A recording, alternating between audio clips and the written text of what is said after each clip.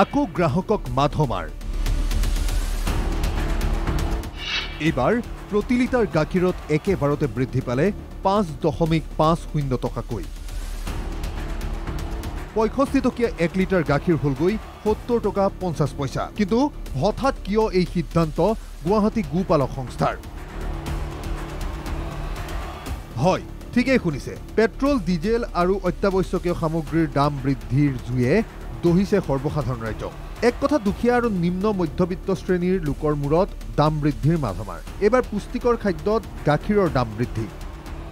পূৰ্বে প্ৰতি লিটাৰ গাখীৰৰ দাম আছিল 65 টকা এটা ৰাতিৰ ভিতৰতে প্ৰতি লিটাৰত গাখীৰ হলগৈ 70.50 টকা পৰ্যন্ত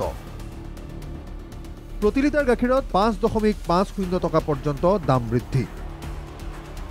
গুৱাহাটী মহানগৰীত শনিবাৰে হঠাৎ বৃদ্ধি পালে গাখীৰৰ দাম বৃদ্ধিৰ পিছতে প্ৰতিক্ৰিয়াৰ সৃষ্টি হৈছে ৰাইজৰ মাজত 5 টকা বেছি বেছিকে বিক্ৰী কৰি আছো বেছিকে বিক্ৰী কৰি আছে 5 টকা বেছিকে বিক্ৰী আগতে কিমান আছিল আগতে 65 এটা 70 হৈছে এটা 70 দানা ভৰি গল দামটো সবৰ দামটো ভৰি গল এই কাৰণে গোখাদ্যৰ দাম বৃদ্ধিৰ পিছতে গোপালক সংস্থাৰ এই সিদ্ধান্ত গুৱাহাটী গোপালক সংস্থাই গ্ৰহণ কৰিছে এই সিদ্ধান্ত এটা জনসাধাৰণৰ কাৰণে অসুবিধা এটা আমি সৰু সৰু মানুহৰ কাৰণে আমাক যেহেতু লাগে গাখীৰটো সদায় আমি লৈয়ে থাকোঁ 5 টকা বাঢ়িলেও বহুত বাঢ়া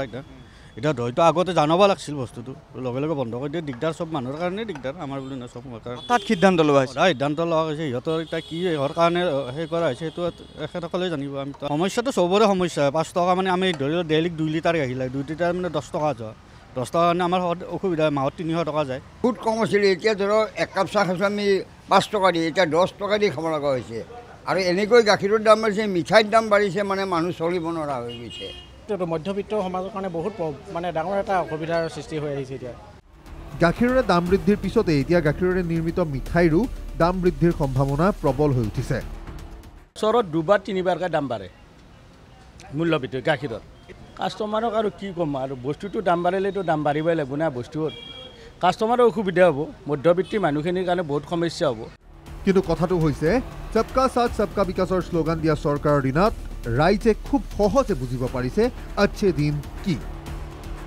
কেমেৰা পাৰ্চন দীপজ্যোতি বায়ন আৰু ৰাকেশ বৈশ্যৰ সৈতে লক্ষ্যজিৎ বৰুৱা আৰু সুৰজিৎ শইকীয়াৰ ৰিপৰ্ট NKTV+।